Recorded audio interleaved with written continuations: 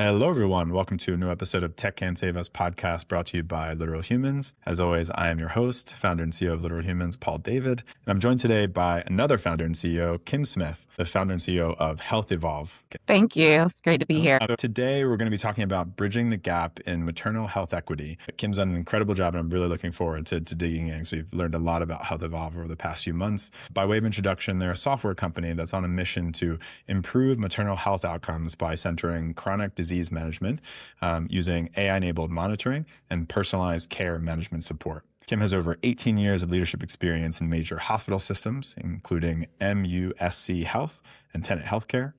She's driven by a deeply personal commitment to addressing health disparities. She's now leveraging her expertise in healthcare analytics and femtech to amplify community voices and transform how we deliver care to women. Welcome to the pod, Kim. Thank you. So we'll try to start out with, having our guests just paint a picture of the landscape. So help our audience understand why this intersection of care and culture is the key to kind of closing health equity gaps. And if you can, talk about the patient voice as one of the most underrated commodities in healthcare and how you're sort of looking to capture and elevate that voice to change clinical outcomes. Absolutely. That's such a powerful question to start off with. And what I would offer is when I think about the word care, I often, as a healthcare administrator, I know we typically associate that with the quality, right? And the quality of work, the outcomes, right? That we're expecting healthy moms, healthy babies, ideally. And when I think about the word culture, I often think about how that care is delivered. What is the culture of the organizations? What are their understanding of how to be culturally responsive? What is their understanding of what happens beyond the walls of the clinic or the hospital that you have to think through or be thoughtful of when delivering that care? So it's the what and the how combined in my mind in terms of care and culture. And to me, the voice of the patient is at the center of that. It's at the center of it informs you of, yes, the potential barriers to providing great care, right? If they have comorbidities or they don't have access to food. And then it's also the voice of letting them know that they need to be heard. They need to be listened to from a cultural perspective. They need to be a part of the care team. So the patient's voice, that mom's voice, is at the center of everything. When we think about improving the health of women and children, specifically improving the health of birthing women. So hopefully that makes sense. But I feel like you have to have all three to really move the needle in the outcomes that we're seeing in the U.S., which are not pretty. Yeah. And you use the phrase culturally responsive, which I think, has become a bit of a buzzword. And, I guess let's dig into that. And how do you actually give that shape and give that structure and make sure that, culturally responsive care actually manifests in the technology that you're building, but also the outcomes that you're seeking to achieve? Absolutely. And I appreciate that. We'll talk about it from a technology perspective, but I can certainly speak on what that looks like in the traditional healthcare setting or what it should look like. But when I think about it from a technology perspective, it starts with how you build, right? Ensuring that the technology is inclusive. So with HELLP Evolve in particular, we use a digital health equity framework to build our flagship solution, Lauren. And what that means is we partnered with birthing women in communities, both urban and rural, remote areas. We partnered directly with the nurses, the people that would use the tool, with our physicians. It was really a multidisciplinary, and it reflected the ecosystem, right, of understanding what specifically needs to be built, how should it be used, who wants to use it, what's most important to them, what are their pain points, and testing, doing UX design testing with really all of those individuals, but definitely the end user on the app side, and ensuring that we address their needs. So part of that may be making sure that there's the right set of languages that you've embedded in, that we recognize that everyone may not even if you're fluent, obviously, if Spanish is your first language, it may be that you prefer audio over reading translated text. Google hosted a phenomenal inclusive product design summit a few years ago, right before we started building Lauren. And I attended that and got so much of a depth of understanding of how to truly have inclusive design. So when I think about culturally responsive, of course, let's say you do all these things. To me, culturally responsive is understanding that the iteration process never ends. It means that you are constantly pressure testing what you produce and including and adding more functionality that ensures that everyone can access your tool that is your ideal client, right? So it may mean that, okay, we need to expand by another 20 languages because Mhm. we've found that we're in a market where a few languages aren't recognized as maybe a top language that you're used to in healthcare, but for your particular target population, we have a 20% Russian population in a particular area, and you didn't even think about Russian.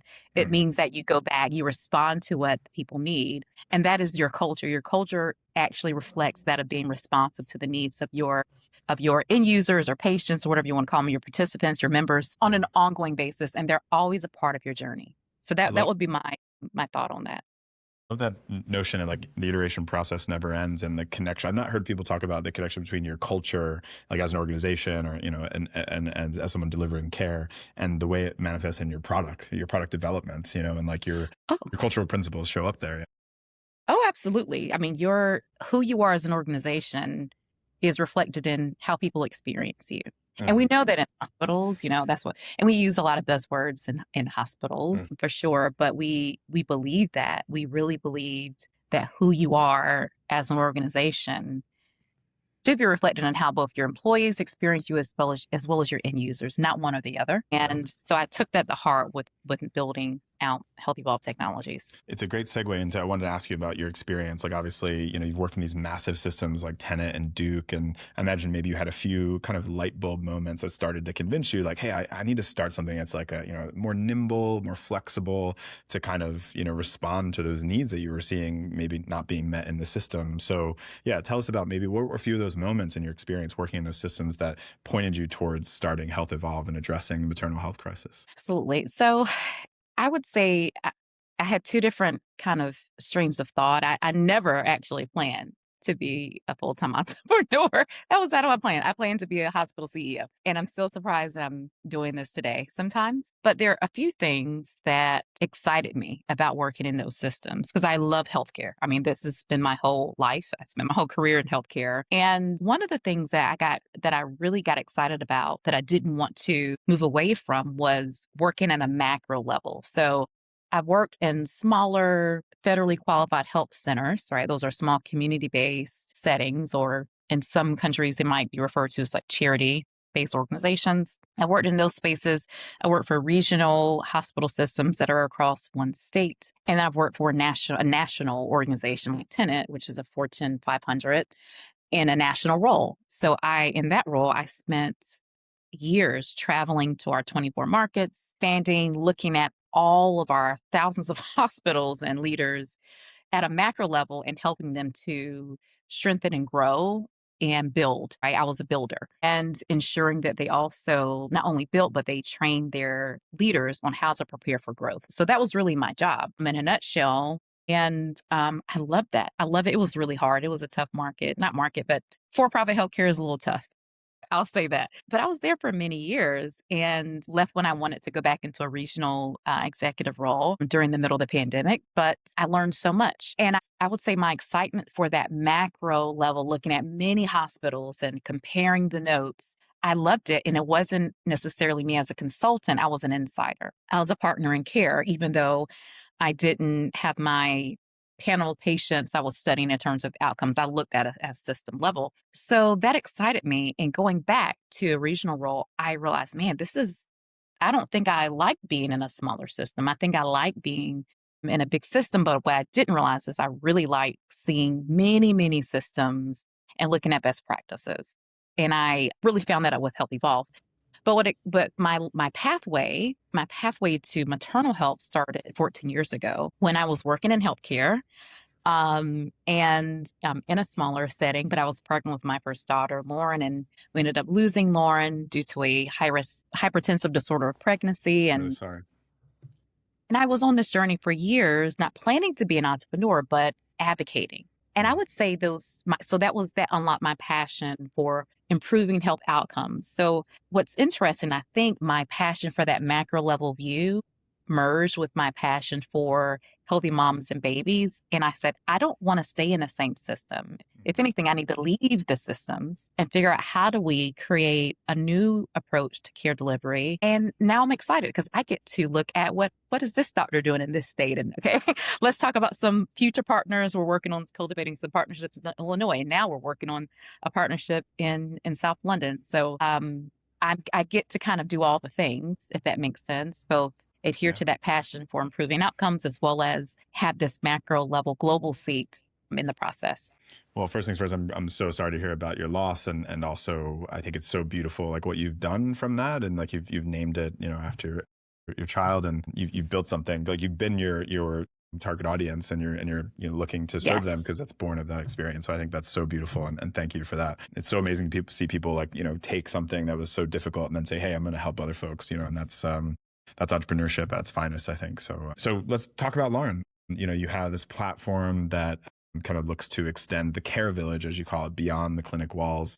We'd love for you to give our audience kind of a walkthrough of the user journey and help us understand how it integrates this kind of remote patient monitoring for things like blood pressure with like the personal care navigator experience. Just kind of take us on the journey there. Absolutely. I'm so proud of what our team has been able to build with Lauren. We've been behind the curtain, I would say, really like farmers with our sleeves rolled up in the soil, preparing for the growth, and it's really paying off. So with Lauren, we've designed it as a full circle digital health solution. It's designed to support women across a full 100 weeks of care. And what that looks like is whether the woman, and let me pause and say, we've now extended to preconception all the way to early parenting. So going into that 18, 24-month period, which is exciting. But how do people get access to Lauren? Of course, women may be invited by their employer or their health plan, or even potentially their provider to access Lauren. So the user journey looks like them receiving an email invitation saying,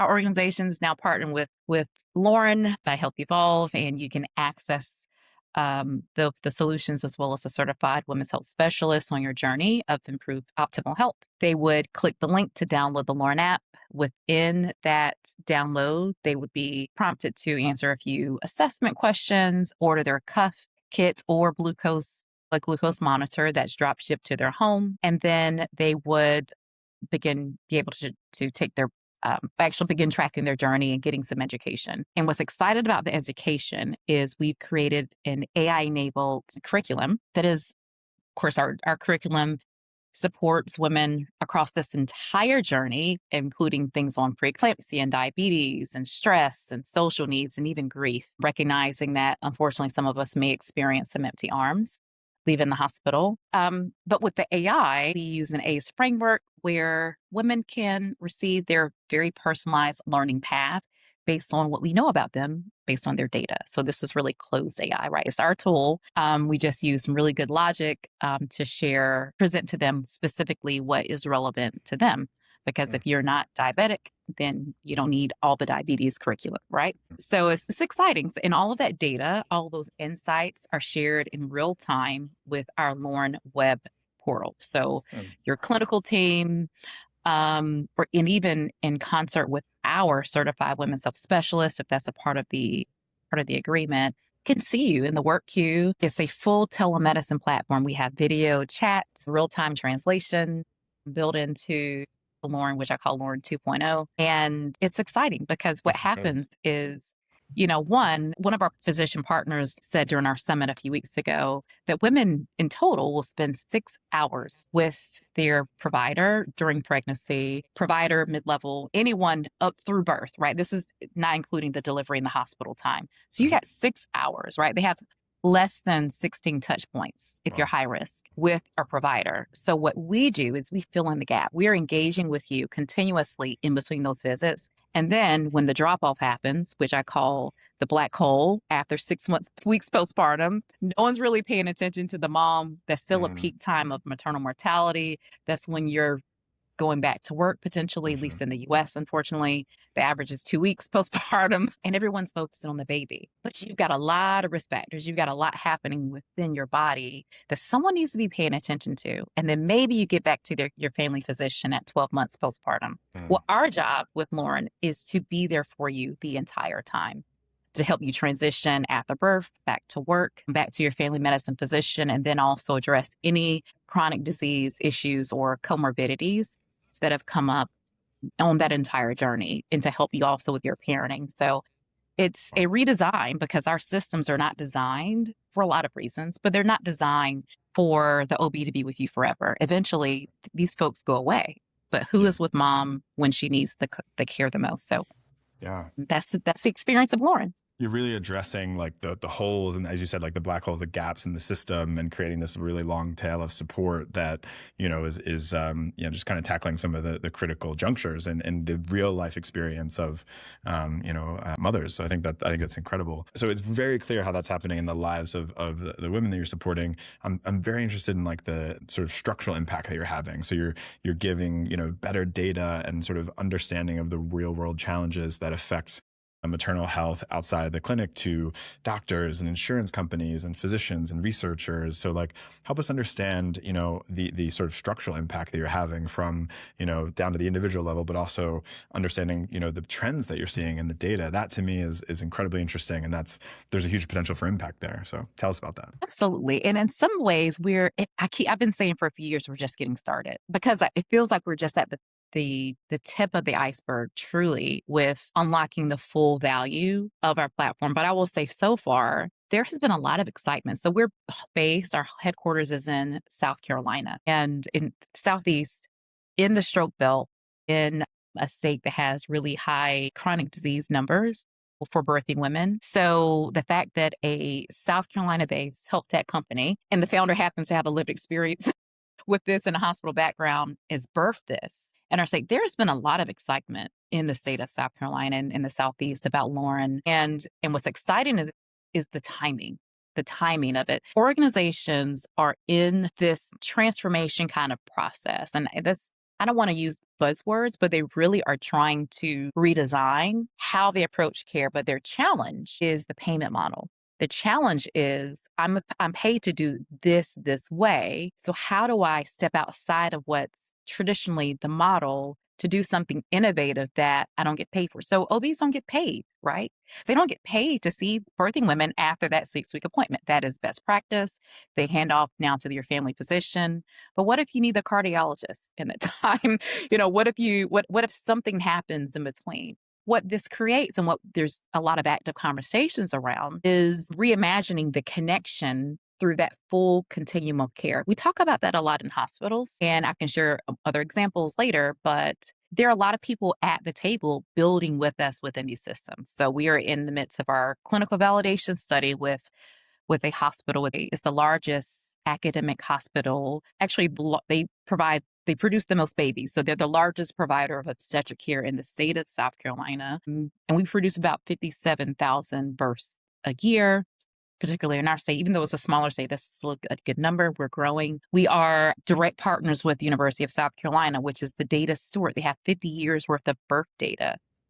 These are our friends. And everyone knows about Project Lauren. They're building with us. We're looking at adding in additional, I would say, risk models around the risk of severe maternal morbidity. So we're able to share some meaningful information with them, right? The data we're able to share is not just the clinical data, and it's not just the social data. We're able to give them literacy data. We're able to give them behavioral change data, and they don't have that today. And we're able to give it to them on a continuous basis. And I realized that, especially with our summit where we did a showcase of Lauren for the first time publicly with our partners, I could see the eyeballs kind of light up because they're starting to get it. So, of course, we got some exciting partners and we get a lot of help. We get a lot of grants, and we'll soon be announcing more of our deployments with Lauren as well. We're literally in the midst of one right now where people need that data. They need all 4 of those types of data because you don't have it today. So a simple example of why literacy is important. You hand pamphlets to birthing women about preeclampsia, right? Can you translate whether that education, whether they understood it, and then whether there's a connection between them understanding this education and future outcomes? Yeah. So you're able to measure even your community programs, and we can digitize anything for you and use AI to drive it. So understanding that, they realize, oh, this is a big deal, and they don't have the resources to do it themselves. So I had to share. No, that's great. I mean, and it mirrors like what we're seeing with other health tech companies we're working with. What one of them is kind of like an AI social worker that's largely telephonic, right? And like making the decision to be telephonic for ease of use, but also literacy concerns and, just like meeting, the end user where they are.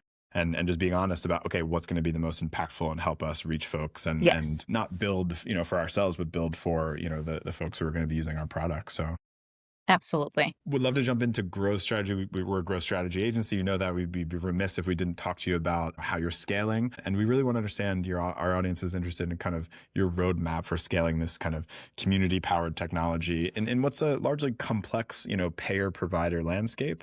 So I'd love to hear about particularly two things, like scaling a high tech solution in rural areas where sometimes the infrastructure can be a bit limited or traditional, and also navigating these like long sales cycles that a lot of insurance companies have, but also, you want to stay agile as a young startup. So talk to us about your growth obstacles and how you're thinking about those. Yes, I had to, such a powerful question. I had to pull some tools from my toolbox, right? As just a growth person in the hospital setting.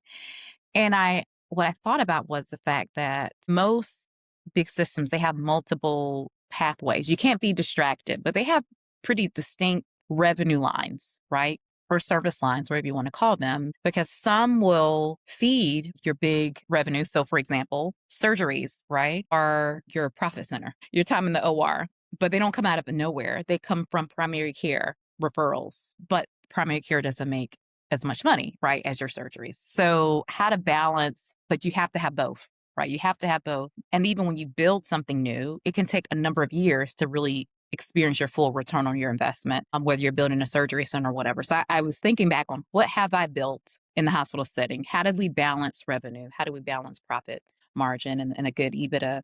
Or even starting out, and we're starting off from scratch, right, with nothing. So, and what is our design? What do we want to be known for? So I took all that into account, and I intentionally built a research and community partnerships division to balance out our build for technology. The main reason is because we are not just Silicon Valley technologists. Sorry to those that are, it's no offense to you, but that's not who we are. We are physicians and engineers and social scientists and so forth that have a lived experience with this, that happen to connect in and use tech as our solution to address the problem.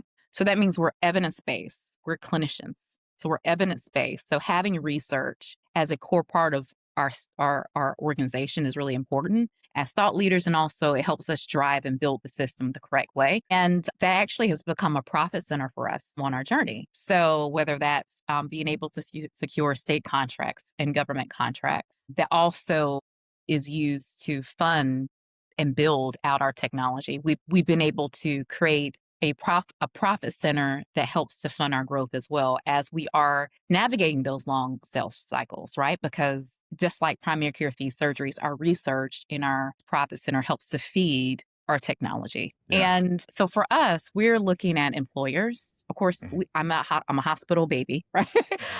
Come from that world. And so of course, we have our provider section. We have our health plans that we're talking with. We're in sales cycles with them now. But we also are in sales cycles with employers that are really keen on investing in specifically employer sponsored benefit plans that are investing in the health of their people because of productivity concerns, because of also the cost of replacing is extremely high, depending on really for everyone, but especially as you go up in leadership, it becomes more and more expensive. So, and you want to do it in a way that's cost effective, right? So we are having some really exciting conversations with both employers and health plans, as well as hospital systems that are interested in deploying Lauren. And the way we've designed our portal, we're agile enough to be able to do all three of those. We're going to learn within the next year which of those paths, which of those client types are our beachhead. We're going to learn that. So that's the journey we're on. But I think it's important to have a level of agility as you're starting out as a startup, because you don't know. The market is shifting as we speak. Rapidly, yeah. You don't know, is it going to be employer? Is it going to be health plan? Is it going to be the provider space because of all the changes and cuts? Yeah. But when you mention rural, of course, we're never going to leave behind rural. Some of those examples of those enterprise clients, several touch rural, not all of them do. But one thing we're ensuring to maintain with our rural connection is through our including that in our research and community partnerships division. So we're always deploying in rural, whether that's through a straight contract, through a grant, through the health plan that touches the rural. We will never leave rural America behind, and that's how we balance our impact story in all Yeah. of this as well. So it's feeding us, but it's also assuring we experience that impact story that we want to experience. Yeah, I love that. I mean, I'm hearing so much about partnerships and research and data, like Oh yeah. evidence-based practice. Like we're getting a lot of folks come across and say, like, help us build a partnerships ecosystem platform and, content that's driven by that research and things like that to bring in more partnerships and to nurture partnerships. So you're hitting the nail on the head in terms of like what we're seeing in the market as well. Awesome. That's really cool. And also the profit center thing, like, we're thinking the same way. We work with loads of health tech companies. So why not turn all of that data and insights we have from working with great health tech companies like yourselves into a profit center, into insights reports and a data repository and a data warehouse that Yes. folks can buy into and benefit from and then grow their practice out of it. So yeah, really love what you're doing there. That's amazing. We'd love to jump into just a question or two about your personal journey. You've had this 18-year journey in hospital leadership that's kind of shaped your approach to entrepreneurship. You've been kind of a senior director and a VP. Now you're a founder. It's a big shift. Would be curious about some of the most surprising lessons that you've learned about leadership that maybe you didn't necessarily get in the corporate world that have kind of, come across your radar as an entrepreneur. And also, how do you like as your own self, like protect your mental energy and try to evolve every day, as you say, but you're while carrying the weight of such a critical mission. So yeah, what's your big lesson and how do you protect your mental energy? Small questions. Oh goodness, you have the best questions.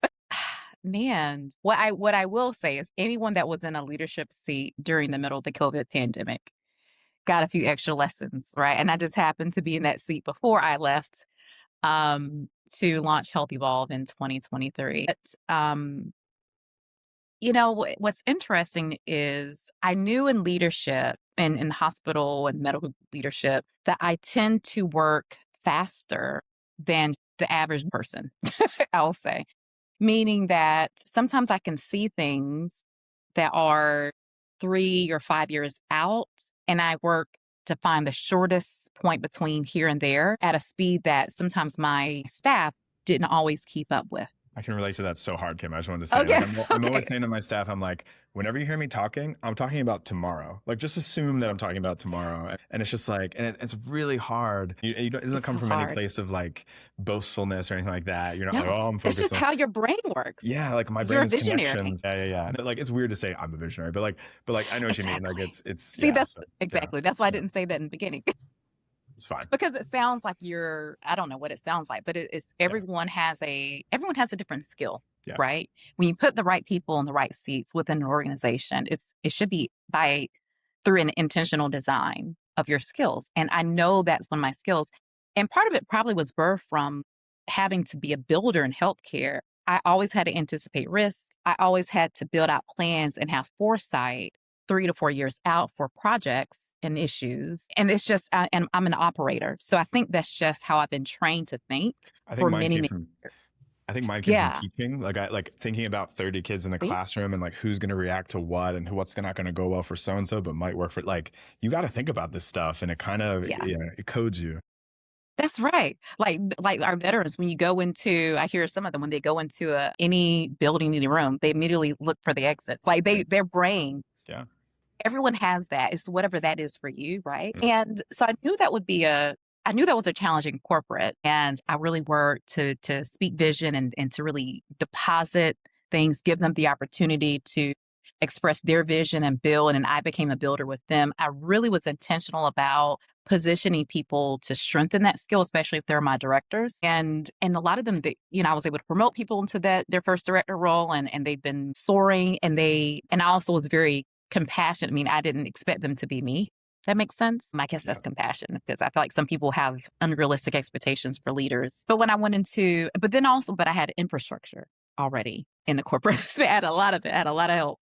And when when I became a founder and a CEO and I started pulling the team together, I realized some people could run with the vision faster than others. And some people that I thought could run faster didn't initially. And I realized I need to figure out how to connect the vision with them. Like, how do they learn? How do they get it? Because I know they have all the things they need to get it, but I'm not translating this in a way where either it's a knowledge gap or it's a confidence. It's one or the other. It's one of the two, right? In education, we call it scaffolding. Like you have to some Oh, people need, yeah, it's like such a good term, right? Like scaffolding people into, okay, how am I going to get this person to the floor that they need, that I know they can get to? I got to build with them, exactly. for them. Yeah. I think what You you're, got to yeah, build with them. yeah, But in the founder space, it takes so much more patience because you are running like your life depends on it. One, because you don't want to run out of runway in yeah. terms of cash, Cash. Yeah. because when you run out of cash, you're dead in the water.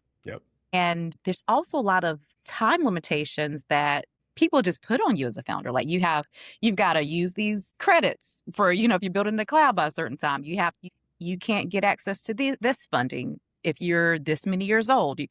You are expected to do XYZ if you want to do traditional funding with the bank. So you have to have certain milestones in a certain period of time. And I didn't know the level of speed that you had to operate with on many work streams to just be in the groove of the market. Like you're getting on the interstate and you're like, oh gosh, I'm used to driving 25 and everyone's going 80. This is the Autobahn. So, and everyone can keep up with that. So you Yeah. have to also figure out a way to slow down just enough to bring them along and to position them. And then say, sometimes you got to jump out in the middle of the speedway and just Yeah. try it. Sometimes you just got to go. I got baptized by fire many times as a 20-year-old leader. And then HR execs would laugh and say, okay, she survived that. Let's give her something else. Like this is my hospital journey. I was a young leader, really, really young leader. Yeah. And we're managing big departments and systems that I had no idea what I was doing. But they let me jump in and be baptized by fire, and I survived it and found what I loved with a lot of bruises. A lot of bruises, but that's how they did it back in the day, I guess. Not, I guess 20 years ago. But so with my leaders, I've learned you got to slow down enough, but then also be okay if they're in the wrong seat. Or be okay if it's not their time. And that's the hardest part. That's the hardest. Because you feel like you've invested so much. But I'm so grateful that for our team, they've just risen to the occasion, or they've fallen in love with the vision. It's uncomfortable, but I also tell them, realize that I'm learning too, and realize that I'm uncomfortable too. But my mentor, when I was 18, who's on my board, John McCullough, said, you got to be okay. You got to be comfortable being uncomfortable. So I've been uncomfortable for the past 20 years. I think that's what people don't realize. Yeah. I'm always uncomfortable. I think people don't have like enough, say this about founders, like we're sort of a very privileged bunch, right? But like enough like empathy and understanding for the way we have to think about time and like pace and speed and how we're not only thinking about that for the organization, but for every single person within it. And this idea of like leadership is disappointing people at a rate they can tolerate, but also moving them forward at a rate that they can accept, And I need to write that down. Yeah, like I was moving way too fast or way too slow or just right, which is rare. And so everything you're saying really, really resonates there. I love that reflection and appreciate you sharing it. Well, listen, but go ahead. Myself, I guess I will mention, I'm learning to do this better in terms of how to create white space for myself. But I've done something I'm very proud of. I want to put it on record for my friend who hopefully will listen to this podcast. But I used to work in corporate to the point of becoming sick. Like I did. It was not healthy, the level of intensity that I would work. And then I realized it's never enough. So you got to figure out a way to really calm that back. I'm not sure if it was just a fear, driven by fear or a need for success or what. It probably was more so fear than anything, a failure. But I worked to the point of being sick and I did the same thing. And it was worse. I would burn out faster because you don't have the level of help. So what I did, one of my friends, and then the thing is, I'm helping women have better heart health.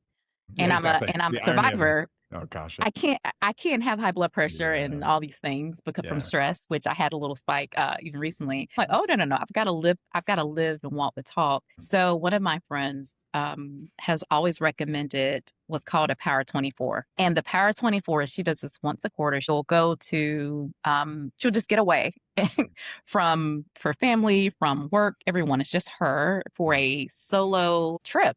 Yeah. And it doesn't have to be big. It can be small. You can go somewhere that's local to a local boutique hotel. You can go out of town. You can go to the mountains wherever you want. And it is just for you to have white space to just have Retreat. your thoughts. Yeah. And as I'm a Self-retreat. mom I've got 3 boys, right, and a Exactly. husband. So Yeah. I wear a lot of hats, and I Yeah. usually don't have any quiet time. And when I Yeah. am by myself, that doesn't mean, and it sounds quiet, my head is just Buzzing. beating so fast with all the things. So I scheduled my first Power 24. It's actually next week. Oh, amazing. Congrats. Now I'm secretly taking my husband just because he does call me now. He's an accountant, so he's not gonna, Nice. you know, Nice. he's Yeah. not gonna add to my stress. If anything, he's gonna tell me to calm down, and he'll make sure that I don't work. So That's great. and it's just I'll be doing that consistently. And then I also have a monthly mental health day. I did not take it the past 3 years. Okay. It was on my calendar, but somehow I Gotta do it. still worked. Guess what? I'm taking my monthly mental health day just to breathe, Gotta do it. and also checking my blood pressure, drinking lots of water, adding fun things like chia pudding to my It's a usual morning routine, which I love. I actually make a really good chia pudding. yeah, So it's a those good things to take care of me. yeah. No, it's a good test for the team too. Like whenever I take days, I'm like, okay, this is signals to the team that I'm taking care of myself and that, Yes.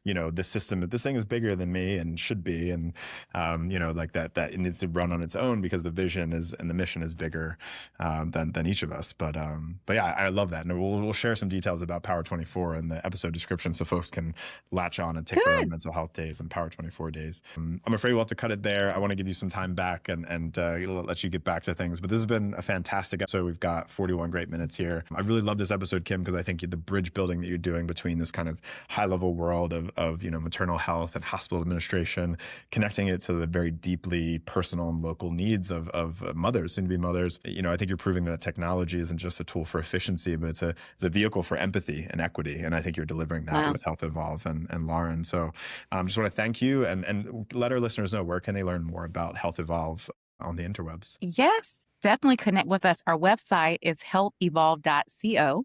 Yeah. So definitely you can connect with us there. We're also on LinkedIn at, of course, Health Evolve there, and Instagram, the typical channels, as well as TikTok if you're a TikToker. But would love for you all to connect with us and join our listserv or come to one of our upcoming events. Nice. And we'll include all those links in the episode description, so folks look out for that. And as always, this has been another great episode of Tech Can Save Us podcast, brought to you by Literal Humans. We've been joined today by Kim Smith, the founder and CEO of Health Evolve, talking about bridging the gap in maternal health equity. As always, give us a review, give us a 5-star rating so we can keep bringing amazing founders like Kim onto the show. Thanks, everybody. Thanks, Kim. Thank you.